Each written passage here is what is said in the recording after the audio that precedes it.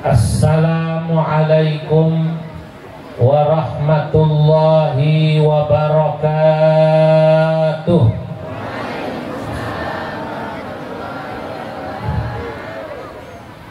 Alhamdulillahilladzi anzalal Qur'ana bilisanin arabiyyin mubin wa ja'ala nabiyyana Muhammadan nabiyyan wa rasulan arsalahu rahmatan lil alamin. Allahumma salli wa sallim alaihi wa ala alihi wa ashabihi al-ghurril mayamin wa man tabi'ahum bi ihsan wa man sara ala nahjihim min ayamin madiyah ila yaumiddin, amma ba'du. Hadratal muhtaramin, para alim ulama, para kiai, para tokoh dan pemuka masyarakat, para pejabat yang hadir baik dari unsur sipil maupun TNI Polri, wabil khusus Bapak Bupati yang diwakili Bapak Asisten beserta jajarannya, Bapak Pangdam Tanjung Pura atau Kodim apa namanya, Sintang 1205 Sintang, juga Bapak Kapolres atau yang mewakilinya, dan sama-sama kita hormati Bapak Kepala Kantor Kementerian Agama Kabupaten Melawi beserta jajaran pejabat yang saya tidak bisa menyebut saking banyaknya ini. Ada kepala PDAM, ada kepala bank, serta Ketua Majelis Ulama Indonesia Kabupaten Melawi Al-Habib Zain Al-Idrus, Rais Syuriah dan Ketua Tanfidiyah PCNU Melawi, PCNU Sintang, wabil khusus Menteri Perhubungan yang menghubungi saya, pengasuh Pondok Pesantren Bustanul Quran Al-Mukarram Kiai Haji Insinyur, ini kiai tapi yang insinyur, insinyur yang kiai, Kiai Haji Insinyur Joko Supeno Mukti Al-Hafidh beserta Dewan Pembina Bapak Haji Khaidir, semua saja yang hadir tidak terkecuali, para Dewan Guru, para santri Pondok Pesantren Bustanul Quran, para wali santri semua insya Allah, termasuk anggota Dewan terpilih yang belum dilantik. Insya Allah semua dicatat dalam deretan ahli surganya Allah. Yang hadir moga-moga rumah tangganya sakinah, anak-anaknya soleh solehah, rizkinya halal barokah. Semua tidak terkecuali saya doakan bisa merasakan nikmatnya haji dan umrah ke Mekah, bisa merasakan nikmatnya tawaf di Ka'bah, sa'i di Safa Marwah, ziarah ke makam Nabi di Madinah, jalan-jalan ke Jeddah lihat Laut Merah, pulang haji moga-moga bisa bangun rumah, bisa beli mobil mewah, tapi tanpa perlu menjual sawah. Yang hadir semoga insya Allah tetap istiqomah dalam ta'lim, ibadah, sholat dan juga hadir majelis-majelis taklim berjamaah. Terakhir semua semoga mati dalam husnul, amin ya rabbal. Alhamdulillah pagi menjelang siang ini saya dapat hadir di ujung kabupaten yang berada di Provinsi Kalimantan Barat. Baru dengar saya ada kabupaten namanya Melawi ya. Di Google Map ada apa tidak ini? Ya Allah, ini nasib saya, Pak. Saya dihubungi Kiai Joko ini sudah hampir sebulan. Tiba-tiba 10 hari lalu saya dapat tugas ke Rusia, ke Kazan, untuk sebuah konferensi lewat Moskow. Sudah saya apply visa, sudah jadi, tiketnya sudah dikasih bisnis pakai Emirates.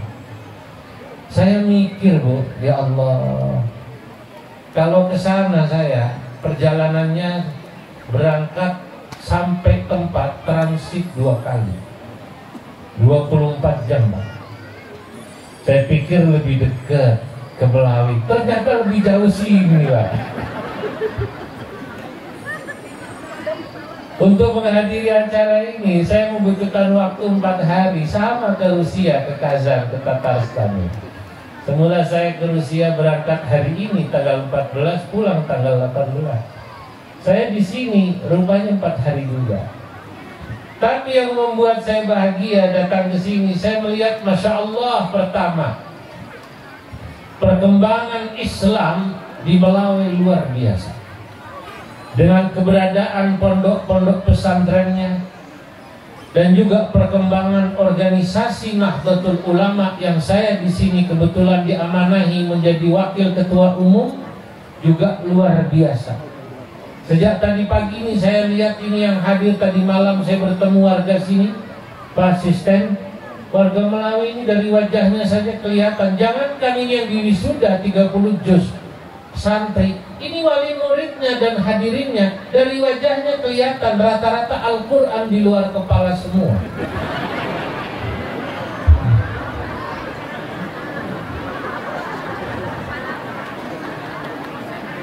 Di luar kepala semua, ya. Di luar kepala itu artinya kepala di mana, Quran di mana. Kalau santri tadi dites langsung jawab, Masya Allah. Apalagi putranya beliau tuh yang namanya siapa? Muhammad Ali Muhti As-Sabuni. Namanya aja Sabun, As-Sabuni.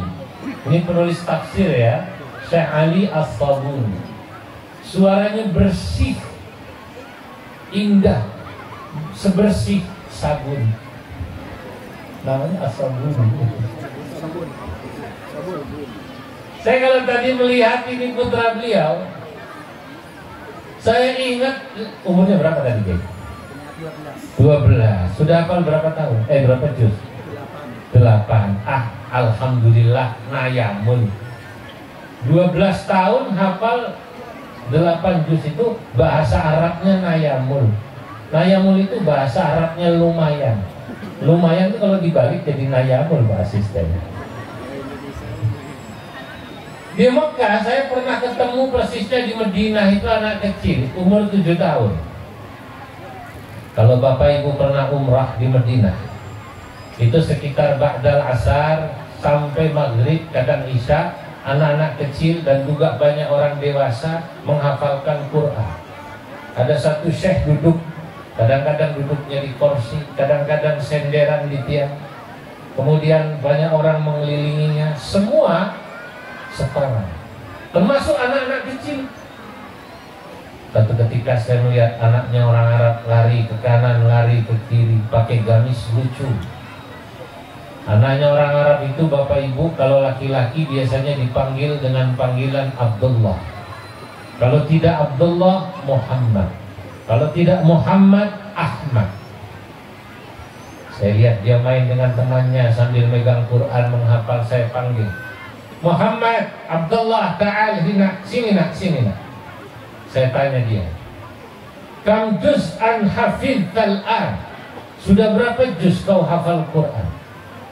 Dia jawab, khamsa juz'in walillahil hamd. Sudah 5 juz Pak, alhamdulillah. Saya bilang, tayyib ahsantum. Umurnya 7 tahun Pak. Ahsantum, bagus-bagus, keren. Dia balik bertanya pada saya, Pak Asisten, Indonesia anta? Bapak orang Indonesia ya? Saya bilang, ayo Indonesia anak. Ya, saya orang Indonesia. Anak itu manggut-manggut bilang begini, ma'ruf minasyakl, ketahuan dari bentuknya. Demi Allah ngomong begitu, gregetun saya mau cubitinnya. Mentang-mentang hidung saya pas-pasan. Nah, ini contoh negara yang masyarakatnya cinta Al-Quran, contohnya seperti Saudi, seperti Yaman, seperti Mesir, seperti Maroko, seperti Yordan, dan daerah-daerah Timur Tengah sekitarnya. Biasanya kecintaan masyarakat pada Al-Quran akan membawa keberkahan kepada seluruh lapisan masyarakatnya, dari mulai yang terkecil sampai yang tertinggi, yang terendah sampai yang tertinggi, yakni pemerintah. Makanya kalau Pak Bupati mengirim Pak Asisten, Pak Pangdam mengirim LO-nya, begitu juga Pak Kapolres, Pak Kepala Kepenak. Ini kalau bahasa kampungnya Bu, keberpihakan pemerintah pada pondok pesantren Al-Quran dan sejenisnya, ini memang sudah semestinya. Karena yang membuat Indonesia berkah, insya Allah, karena keberadaan para santri, para ulama yang membuat negara ini diberkahi Allah. Amin. Allahumma salli ala Muhammad. Ini yang membuat berkah. Dari mana dalilnya Kiai? Coba Anda buka surah Al-A'raf itu. Walau anna ahlal qura amanu wattaqau lafatahna alaihim barakatim minas samai wal ardh. Jikalau penduduk satu negeri, satu kabupaten, satu provinsi, mereka mau beriman bertakwa kepada Allah, niscaya Allah akan turunkan keberkahannya dari langit dan dari bumi.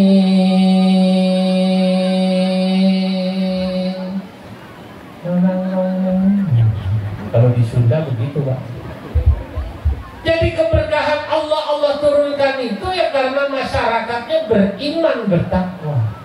Dan salah satu ukuran parameter beriman bertakwa itu satu, bagaimana masyarakatnya cinta apa tidak pada Al-Quran. Kedua, cinta apa tidak masyarakatnya terhadap masjid. Ketiga, cinta apa tidak masyarakatnya kepada ilmu agama dengan menghadiri acara-acara pengajian. Nah ini sudah cukup jadi ukuran. Dari mulai pejabat sampai masyarakatnya diundang ke tempat ini acara wisuda tahfidz pondok pesantren Bustanul Quran yang ke-7. Saya tanya tadi Kiai Joko Mufti, Masya Allah ini hadir dari jam 7. Alhamdulillah. Itu kalau jam 7 udah sarapan atau belum Bu? Belum, yang bagaimana? Oh, disiapin nasi kotak Bu. Sudah habis.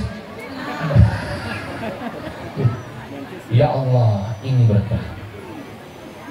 Dan yang membuat saya senang lagi di pondok pesantren, umurnya baru 7 tahun. Tapi perkembangannya pesat, luar biasa tadi di sana bangunannya. Ini yang terbaru, ini tiang-tiang, entah kapan nanti jadinya. Apa Bapak Ibu tega melihat tiang-tiang yang hanya banyak tiangnya? Kata saya, ini kok tiangnya banyak sekali, kata saya. Apa mau jadi kandang ayam apa tempat santri? Bu, Bapak, ikhlas apa enggak itu nanti tiangnya mau dijadikan tempat kandang sapi? Kandang kambing buat ikat sapi di situ. Nah, ini kiai sudah luar biasa loh, 7 tahun dulu. Dari seorang insinyur kehutanan yang hafal Quran, ini jarang lah. Beliau ini mewarisi ilmu para ulama tempo dulu. Ulama tempo dulu itu ilmunya multidisiplin. Beliau ahli Quran, beliau ahli hadis seperti ulama Imam Ghazali, Imam Syafi'i dan Imam Ar-Razi dan yang lain-lain. Tapi juga beliau itu mempelajari ilmu kedokteran, ilmu sosial, bahkan ilmu kimia, bahkan ilmu biologi. Nah ini perlu diketahui bahwa santri yang hafal Quran itu anak-anak tidak semua harus jadi kiai dan bunyai ustadzah. Sekarang ini di kampus-kampus ternama, belum lama saya mengisi ya di sebuah kegiatan Kementerian Agama Pak Kemenag.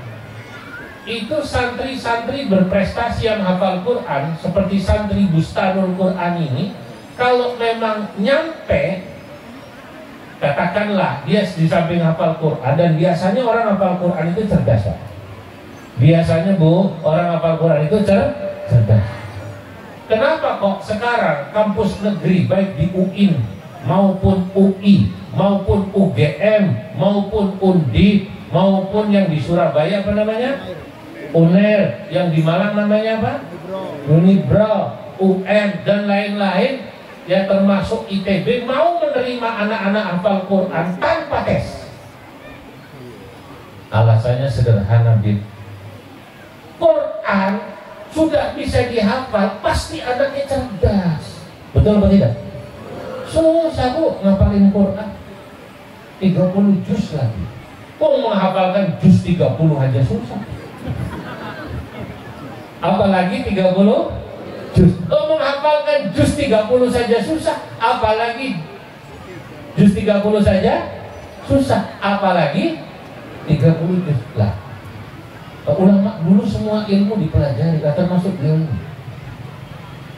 Maka saya salut ketika saya dengar ini sarjana kehutanan tapi hafal Quran. Ini menunjukkan santri-santri, lihat Pak Kiai Joko ini, beliau kuliah sekolah SMA tapi menghafal Quran, kuliah di UGM sambil menghafal Quran. Ini patut ditiru Pak. 7 tahun beliau membangun pesantren ini cepat, alhamdulillah dapat support dari orang-orang kaya yang Allah ketuk hatinya seperti Pak Haji Khaidir. Amin. Moga-moga beliau rezekinya lancar. Amin. Panjang umurnya. Kalau boleh jangan mati dulu sampai kiamat.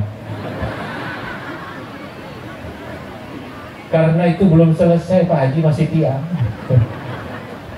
Ya. Nanti saja kalau kiamat kurang seminggu boleh mati. Kenapa kurang seminggu? Kalau pas kiamat repot, nggak ada yang mentahlili nanti Pak. Kalau kurang seminggu luar biasa. Ini Kiai Joko cerita selama membangun ini belum pernah beli pasir Pak asisten, karena pasirnya dari beliau semua. Tanah ini alhamdulillah hibah dari Pak Bupati. Nah, maka ini keberpihakan ini patut kita syukuri. Alhamdulillah punya pemerintah yang cinta pada agama, punya orang kaya yang cinta pada agama. Alhamdulillah. Allahumma shalli ala Muhammad. Nah, mari kita dukung Kiai Joko ini untuk membangun pesantren. Beliau cita-citanya besar. Saya dengar santri di sini malah masya Allah tidak ada yang bayar Bu. Karena yang bayar bapak ibunya. Gak betul atau tidak? Santri di sini tidak ada yang bayar Pak.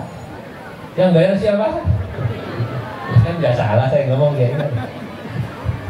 Kiai Joko udah kecut tadi, lo kok santrinya gak ada yang bayar, nanti saya repot katanya bayar guru. Nah ini harus kita dukung. Nah, jadi para hadirin yang dimuliakan Allah, saya melihat kalau agamawan, ulama sudah kerjasama, kolaborasi dengan umarok, Pak Asisten, berkolaborasi dengan agnia, orang-orang kaya, maka keberkahan di tempat tersebut, di kampung tersebut akan menjadi keniscayaan. Allahumma. Bu, saya itu kalau pergi ke satu daerah selalu memperhatikan. Saya pernah ke Maroko 3 kali. Tahu Maroko ya Bu ya? Maroko itu dari Pontianak ke barat, ke utara dikit 15 jam. Naik pesawat jauh. Maroko terkenal dengan ardu hafadzatil Quran, negeri para penghafal Quran. Kepala pemerintahannya raja, yang menjalankannya perdana menteri Maroko. Di sana Pak, sekolah gratis, gratisnya bukan hanya berapa tahun kalau di Indonesia? 12 tahun. Di sana sampai doktor gratis. Maka guru SD di sana itu dokter Pak. Apalagi guru SMP, karena gratis. Imam-imam masjid digaji pemerintah. Ya, sama seperti di Saudi. Saudi itu muadzin di level kampung, mohon maaf itu, yang adanya jelek saja gajinya 5 juta Pak asisten. Itu yang jelek itu, yang di kampung-kampung, yang mungkin Bapak Ibu pernah dengar Allahu Akbar, Allahu Akbar, Allahu Akbar, Allahu Akbar, yang begini ini 5 juta.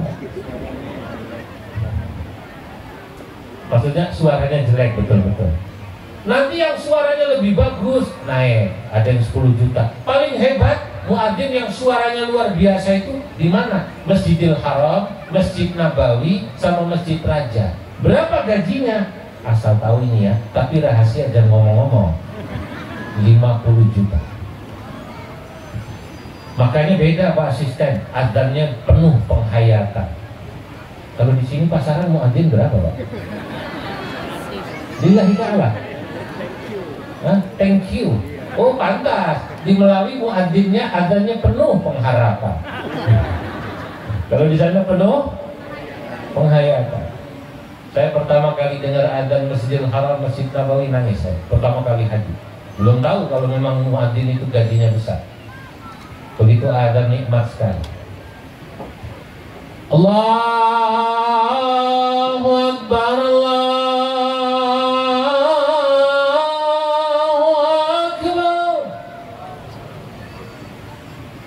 Allahu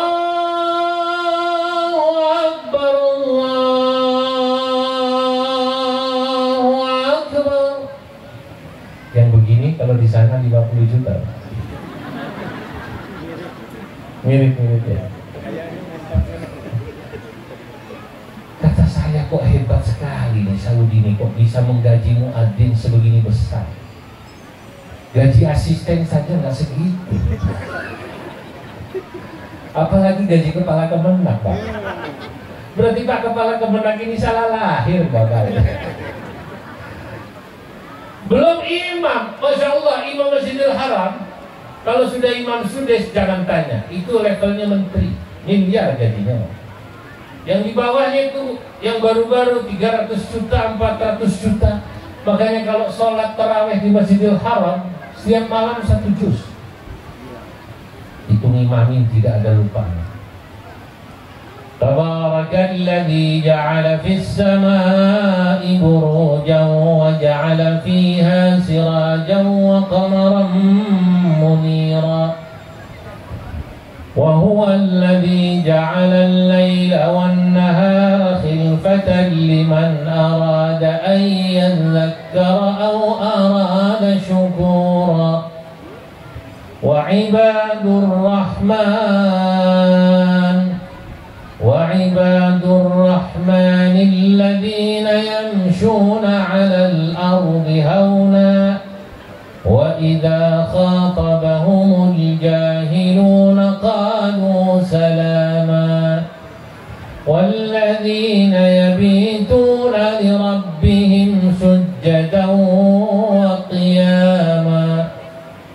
Masya Allah, itu begitu takbir sholatnya khusyuk. Takbiratul ihram itu imam di sana khusyuk Pak, nggak ada lupanya. Allahu Akbar, 400 juta gajinya lah. Ternyata Maroko, Saudi, dan negara-negara yang bisa menggaji imam, muadzin, guru gratis, itu rata-rata adalah negara yang pemerintahnya memiliki rasa cinta pada agama, peduli pada para santri, para penghafal Quran, dan para ulamanya. Maka kalau Melawi, Kalbar ingin negerinya diberkahi Allah, khususnya Melawi, maka jika pemerintahnya TNI, Polri, sipil, Pak Bupati cinta pada ulama, insya Allah Melawi akan diberkahi Allah. Allahumma amin. Ini yang mahal. Nah itu makanya penting hadir semacam ini penting beliau-beliau. Doanya.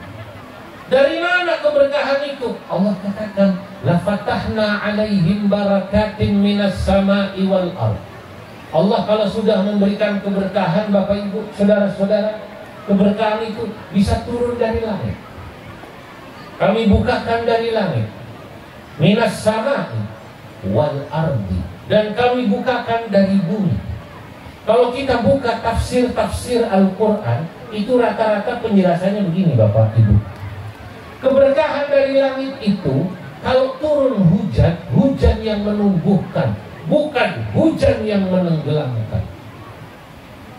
Hujan gak bikin berkah, sawitnya bagus, sawahnya bagus, karetnya bagus, subur, alhamdulillah.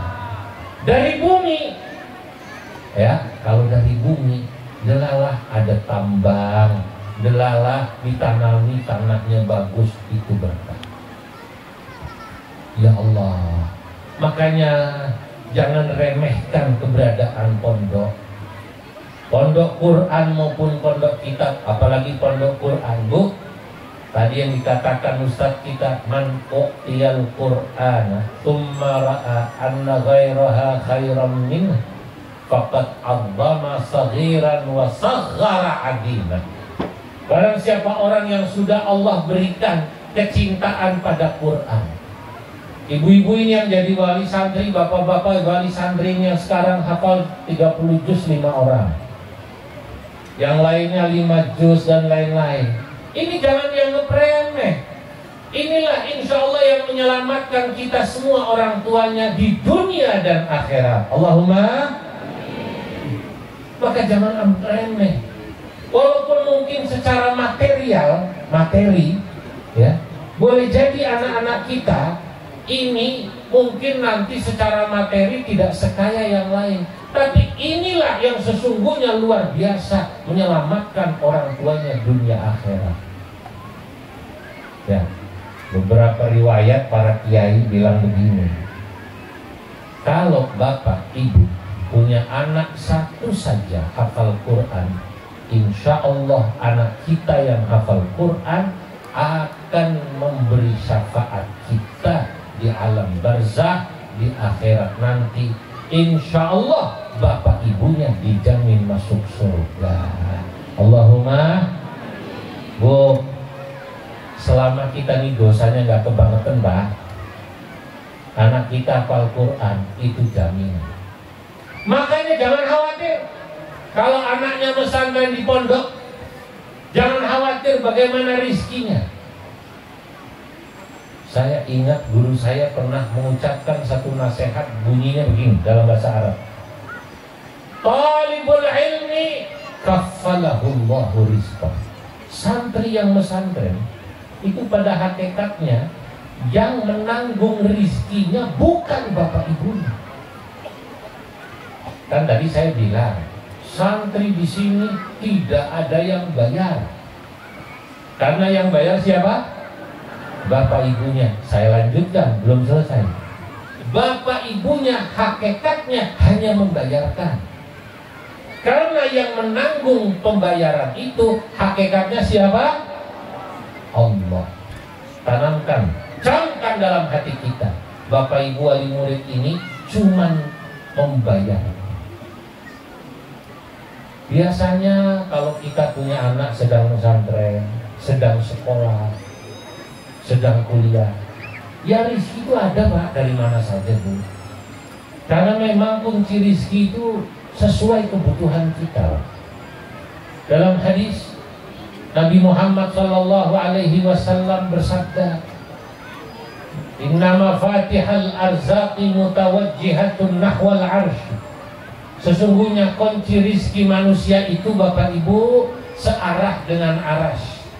Rizki kita ini masing-masing yang hadir itu sudah ada remote-nya dari arash. Fayanzilullahul arzaqa ala qadri nafaqatihim. Allah Subhanahu wa ta'ala Bapak Ibu akan menurunkan rizki kita sesuai dengan kebutuhan kita.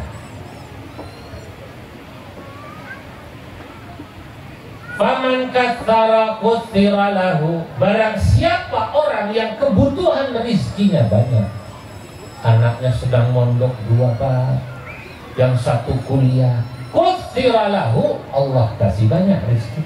Ini hadis Nabi Pak. Makanya ini kita harus ngaji tauhid, harus percaya ini. Tauhid itu kan keyakinan kan. Yakin saya, anak saya pesantren, yakin rizkinya Allah yang nanggung. Kebutuhan saya banyak, insya Allah Allah yang nanggung. Wa man qallala qullilala. Sebaliknya orang yang rizkinya, maaf, kebutuhannya sudah sedikit, biasanya rizkinya dikurangi Allah. Coba bapak-bapak yang sudah sepuh, ibu-ibu yang sudah sepuh, anaknya sudah nikah semua, sudah nisah semua, rizkinya dikurangi apa tidak? Dikurangi apa tidak? Kurang, otomatis. Badan sudah sakit-sakitan, mikirin, darah tinggi, kerja sudah mulai susah, penyakit sudah mulai banyak, kaki nyut-nyutan karena asam auratnya tinggi. Apa namanya? Asam auratnya tinggi. Ya Allah, berat. Itu alami itu. Ya, asam uratnya tinggi. Nah, inilah. Nah, Bapak Ibu yang dimuliakan Allah, ini yang pertama. Yang kedua, saya ingin menyampaikan kepada semua yang hadir bahwa Al-Mukarram Kiai Haji Joko Supreno Mukti ini adalah salah satu kiai ya yang menghafal Quran dari sanad guru-guru Quran yang jelas. Ini sanadnya ulama aswaja, Ahlus Sunnah wal Jamaah. Di NU Bapak Ibu, ngaji itu baik ngaji Quran maupun ngaji kitab itu biasanya harus jelas sanadnya dari mana. Sebab sekarang banyak orang katanya, oh di sana ada pondok tahfidz yang menghafal Quran. Oh katanya di sana ada pondok kitab. Lihat dulu bagaimana sanad keilmuannya, bagaimana ajarannya. Ya sama-sama Islam betul. Tapi kalau kemudian Islamnya ini tidak moderat, akan membuat orang tua dan pemerintah repot. Betul atau tidak? Nanti hafal Quran, tapi cara pandangnya, maaf, agak ekstrim, ekstrim kanan maupun ekstrim kiri. Orang Al-Qaeda atau ISIS itu jangan dikira mereka sholatnya tidak rajin. Rajin Pak, Bu. Jangan dikira tidak hafal Quran. Hafal Quran. Loh, yang membunuh sahabat Ali itu adalah orang yang qari'ul Quran,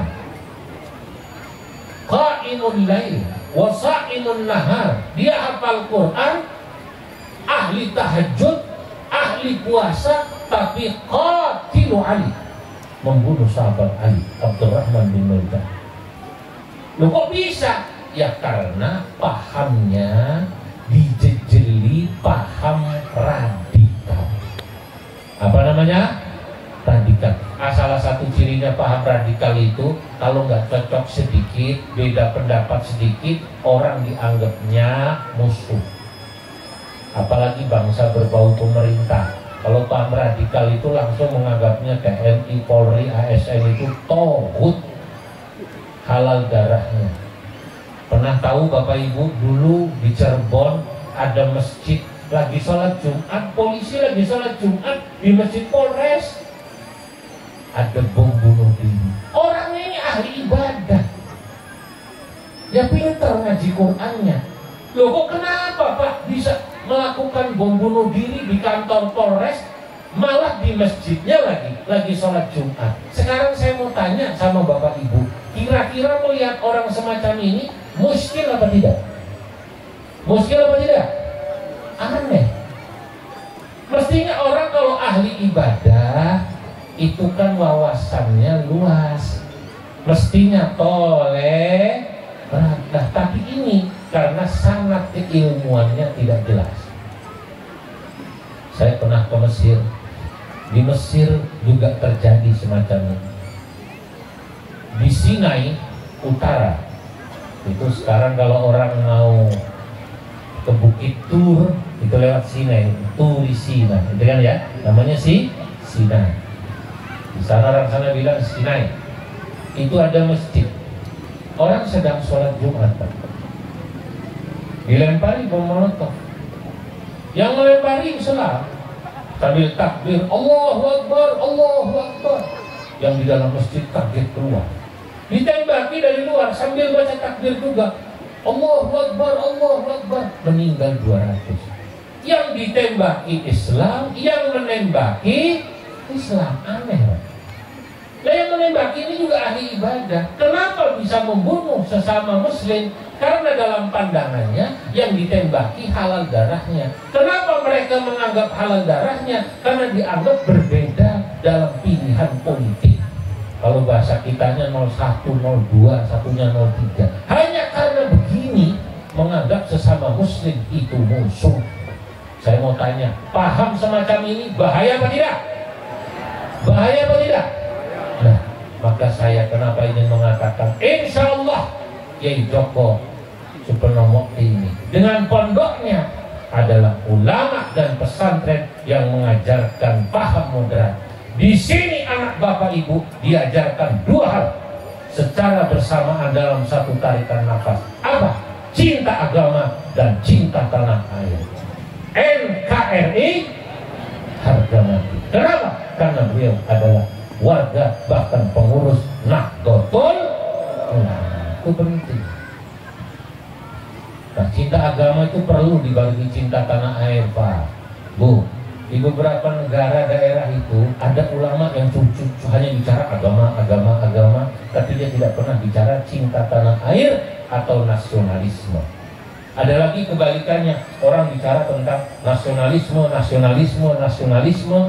cinta negara, tapi tidak pernah bicara cinta agama. Nah, ini bahaya. Nanti cara berpikirnya bisa liberal, tidak peduli sama agama. Yang benar seperti beliau ini, ulama umarat itu. Nah, beliau ini sanadnya sampai Mbah Munawir Jogja. Mbah Munawir Terapia itu adalah salah satu ulama Quran yang sangat masyhur. Saya dalam salah satu syair saya mengatakan, idza su'ilta umdatul qurra'iman munawwirun nazilu Jogja fa'laman wal muntaha wal arwani qudwatuna fasahihil a'mala taslam fitana. Idza su'ilta umdatul qurra'iman, kalau Anda bertanya siapa pegangan sanad Quran yang harus kita ikuti, munawwirun, jawab beliau adalah Asy-Syaikh Mbah Kiai Haji Munawwir Nazilu Jogja, yang tinggal di Jogja, Al-Jogjani Fa'lam wal muntaha wal arwani qudwatuna. Lalu ada Mbah Muntaha, ada Mbah Arwani, beliau adalah panutan kita. Fasahihil a'mala taslam fitana, maka luruskanlah niatmu dalam menghafal Quran, luruskanlah niatmu dalam belajar agama, taslam fitana, insya Allah kau akan selamat. Allahumma. Beliau ini hafal Quran, tapi moderat Pak, toleran. Saya sering ceritakan, ulama dulu itu ketika berdakwah itu bisa mengikuti siapa yang didakwahi. Sama seperti Nabi Muhammad Sallallahu Alaihi Wasallam. Kalau yang didakwahi orang yang pinter seperti sahabat Abu Bakar, Umar, Hudzaifah ibnul Yaman, Ali bin Abi Thalib, Nabi itu materinya berat-berat. Tapi kalau yang didakwahi masyarakat yang biasa-biasa, sahabat yang biasa-biasa, Nabi itu dakwahnya juga biasa-biasa. Jadi Islam itu bagaimana yang disebut rahmatan lil alamin. Kalau bahasa mudahnya, bagaimana orang itu senang dulu sama Islam. Karena menurut Imam Abdul Hasan Asy'adili, tariqatu atau miftahi tariqatil wusul al-hub, kunci daripada jalan supaya sampai kepada Allah yang paling cepat itu cinta dulu, senang dulu. Bapak Ibu nih insya Allah ya nanti akan ketemu jalannya kepada Allah. Nomor satu, senang dulu. Pak, saya ini awam Pak, saya cuma petani sawit, tapi saya senang mondokin anak saya. Oh, nomor satu senang dulu. Betul apa tidak? Saya ini awam Pak, saya cuma pegawai, saya cuma pedagang di pasar, tapi saya kalau sama ulama senang, sama Nahdlatul Ulama senang, sama orang hafal Quran senang. Yang penting senang dulu. Senang itu pintu, ya Bu ya. Nah, itulah ulama-ulama kita. Mbak Arwani, Mbak Muntaha, senang dulu. Jangan bikin orang takut kemudian tidak suka dengan agama. Bu, saya mau cerita tapi rahasia dan ngomong-ngomong nih. Mbak Arwani tahun 80-an Pak, pernah beliau pergi dari Kudus ke Jakarta. Boleh minum ya Bu ya? Bismillahirrahmanirrahim. Naik mobil waktu itu tahun 80-an L300 Call Station itu. Supirnya dan mobilnya mobil sewaan. Supirnya dan mobilnya mobil apa? Sewaan. Sebetulnya supir dan mobilnya ini karena mobil sewaan bukan santri. Yang dibawa ulama hafal Quran, mursyid thariqah. Sepanjang jalan dari Kudus ke Jakarta, nih Bu, supirnya yang disetel lagu dangdut. Yang dibawa kiai duduk di depan, lagunya apa? Lagu dangdut Terajana. Sama begadang sama begadang. Lagunya siapa itu? Terajana, Terajana. Kan begitu ya? Begadang jangan begadang. Itu kan lagunya Oma. Iya. Kalau lagunya almarhum Mas Habi masih lumayan. Atau kalau lagunya Perdamaian, Perdamaian, lagunya siapa itu Bu? Nasi Daria. Jilbab, Jilbab putih. Ini Terajana dangdut. Tapi Mbak Harwani duduk di mobil sambil terus Quran. Alhamdulillahilladzi anzala 'ala 'abdihi al-kitaba wa lam yaj'al lahu 'iwaja qayyiman yunziru ba'san shadidan min ladunhu wa yubashshiral mu'minina alladhina ya'maluna as-salihati anna lahum ajran hasana makithina fihi abada wa yunziral ladzina qalu ittakhadha Allahu walada ma lahum bihi min 'ilmin wa la li abaihim kabarat kalimatan takhruju min afwahihim yaquluna illa kadhiba. Terus nanti beliau wirid. Ini supir sepanjang jalan dangdut terus. Tapi Mbak Arwani, inilah ulama kita, bijaksana. Marahkah beliau? Tidak. Senyum. Yang marah ini malah penumpang di belakang. Supir diomongin. Sebut aja namanya Edi. Kamu itu nggak mikir bahwa kiai setelannya dangdut. buat disetel selawatan kayak tadi itu santri sini. Cuman kan kalau sekarang lagunya mughram, ya Bu ya. Kalau zaman dulu kan lagunya lagu sholawat badar. Salatullah salamullah ala Rasulillah salatullah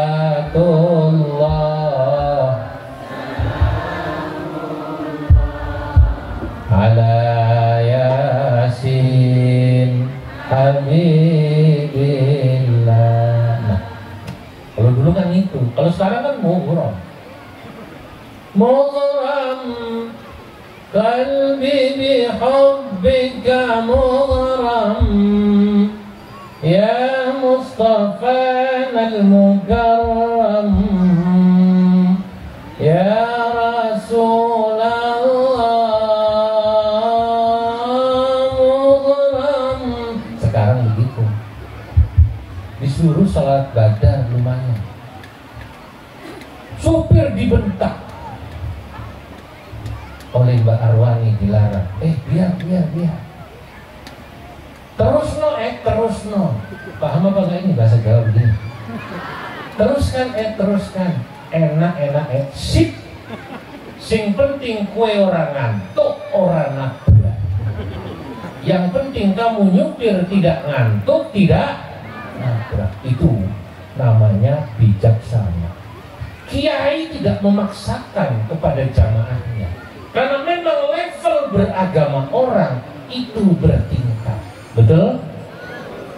Bahasa orang Madura, level beragama orang itu cemacem tak iya.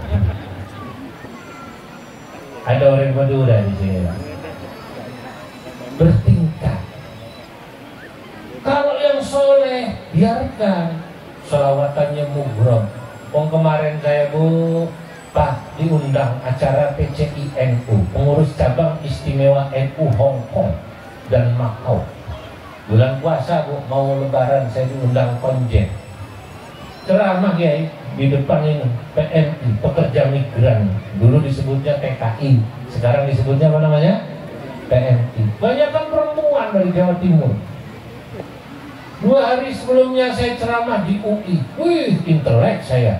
Yang saya ceramain Bu Sri Mulyani, Bapak Bambang Sri Sumanti Brojonegoro. Dari namanya aja kan nama-nama intelek ya. Kalau nama-nama susah kan biasanya Mamat, Ujang, Udin.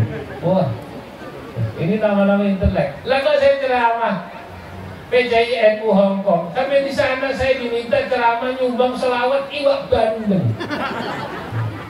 Tahu selawat iwak bandeng? Ini Jawa Timuran yang rupanya yang hadir. Ya Allah, kok masuk Facebook ya? Wakil Ketua Umum PBNU menyumbang selawat iwak bandeng. Iwak bandeng, iwak bandeng, iwak sepat. Percuma ganteng, gak seneng sholawat.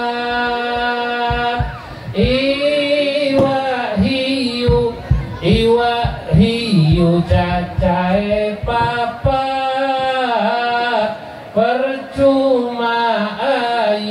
Percuma ayu rak gelem sholat. Allahumma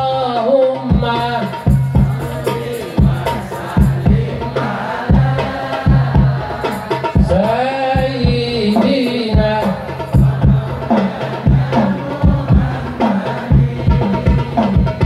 Adadama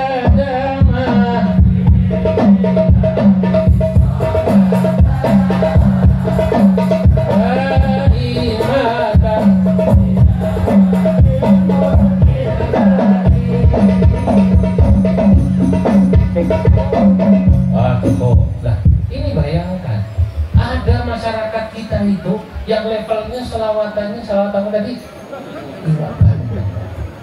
Ada yang ketemu kayak gini ngaji tafsir pinter-pinter. Kemarin malah saya dari Pekalongan, ada lagi selawatan lebih sederhana lagi yang mungkin kalau orang melihat tuh selawatan kok begitu. Ya itulah masyarakat kita, Pak Asisten. Kata orang Madura, cem-macem tadi. Masa selawatan dimulai dengan ndasku mumet, ndasmu piye. Ndasku mumet, ndasmu piye. Ndasku mumet, ndasmu piye. Ndasku mumet, ndasmu piye. Gak usah dikasih musik kan ya, gak usah. Ndasku mumet, ndasmu piye. Monggo sholatullah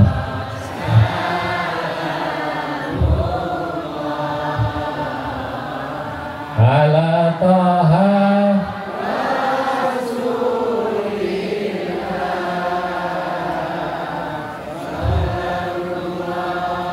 salamullah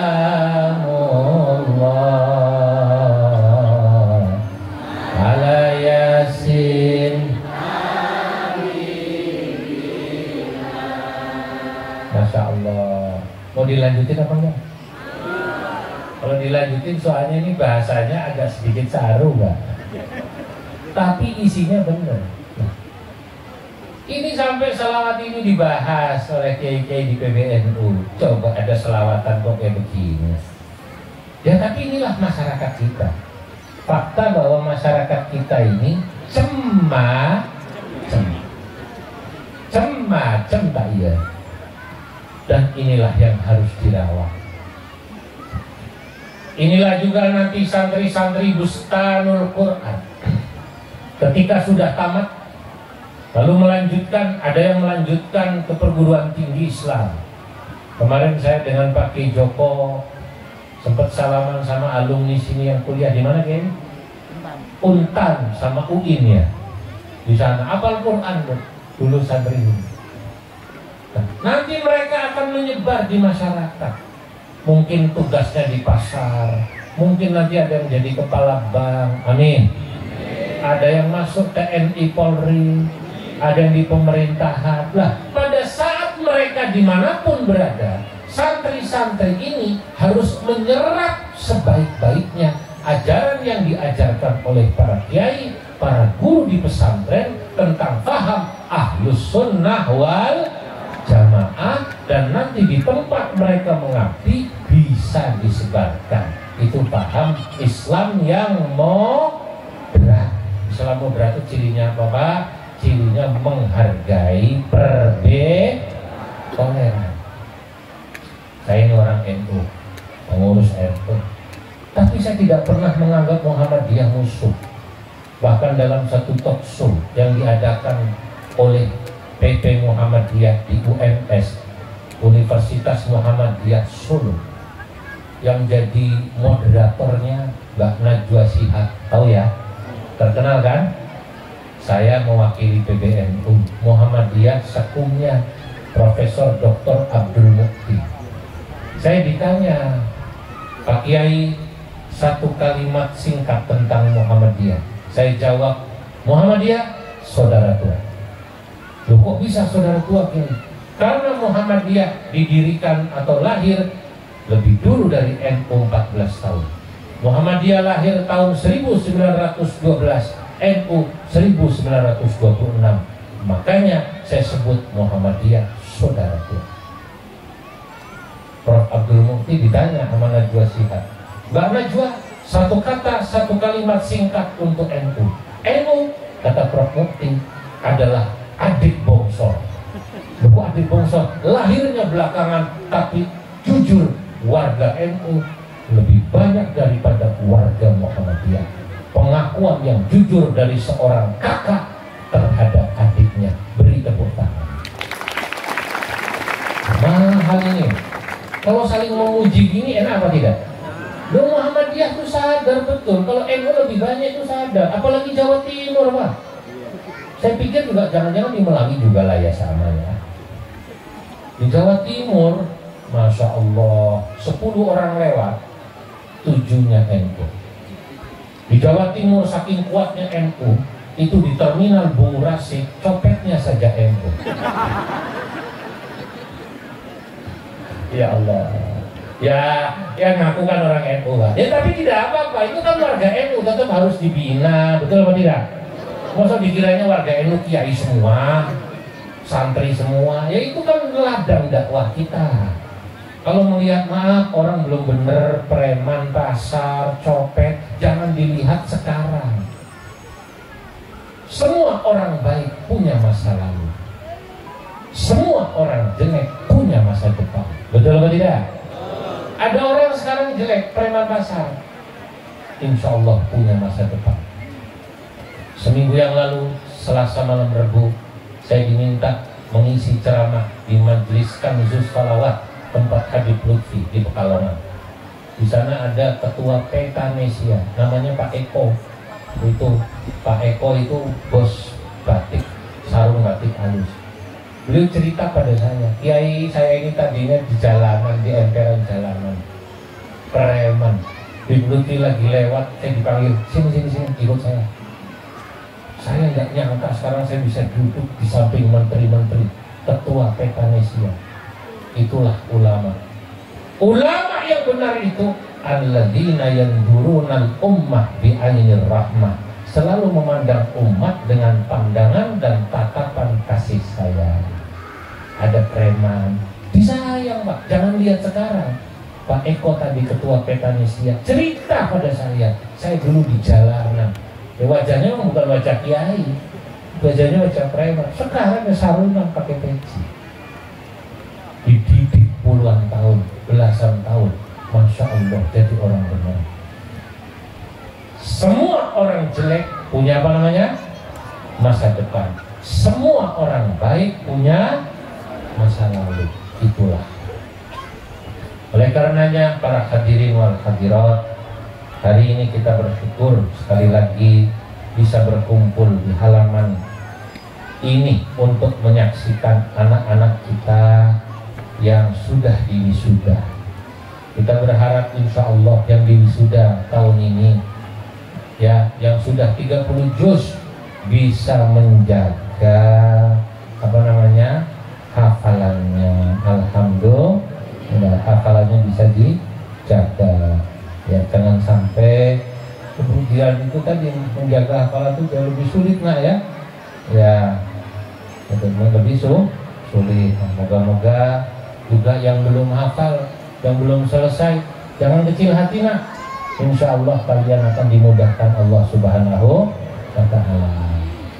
Para yang hadir semua, mari sama-sama kita dukung, ya, kita dukung anak-anak kita ini supaya apa namanya pesantren ini juga ya, dimudahkan Allah Subhanahu wa Ta'ala untuk pengembangannya. Guru kita, kiai kita diberi istiqomah. Allahumma amin. Mari sama-sama kita tutup dengan doa, karena sudah mulai gelap, mendung. Moga-moga acara ini sejak awal sampai akhir ya diberi hikmah oleh Allah Subhanahu wa Ta'ala. Ala ma nawaina wa ala ma nawa salafuna shalihun syai'un lillahi lahum. Al-Fatihah. A'udzubillahi minasyaitonir rajim. Bismillahirrahmanirrahim. Alhamdulillahi rabbil alamin arrahmanir rahim maliki yaumiddin. Iyyaka na'budu wa iyyaka nasta'in ihdinas siratal mustaqim. Siratal ladzina an'amta 'alaihim ghairil maghdubi 'alaihim waladdallin. Amin. Bismillahirrahmanirrahim. Allahumma shalli wa sallim ala sayyidina Muhammadin fil awwalin wal akhirin. Mubarak wa radiyallahu tabaraka wa ta'ala an sadatina ashabi rasulillahi ajma'in. Alhamdulillahi rabbil alamin hamdan yuafi ni'amahu wa yukafi mazidah. Ya Rabbana lakal hamdu kama yanbaghi li jalalikal karim wa li'azimi sultanik. Wa lakal hamdu wa ilaikal mustaka wa antal musta'an wa la hawla wa la quwwata illa billahil aliyyil azim. اللهم اقسم لنا من خشيتك ما تحول به بيننا وبين معاصيك ومن طاعتك ما تبلغنا بها جنتك ومن اليقين ما تهون به علينا مصائب الدنيا ومتعنا اللهم بأسماعنا وأبصارنا وقوتنا ما أحييتنا واجعله الوارث منا واجعل ثأرنا على من ظلمنا وانصرنا على من عادانا ولا تجعل الدنيا أكبر همنا ولا مبلغ علمنا ولا تسلط علينا بذنوبنا من لا يخافك ولا يرحمنا يا أرحم الراحمين. اللهم بارك جمعيتنا نهضة العلماء واجعلها جمعية طيبة مباركة أصلها ثابت وفرعها في السماء.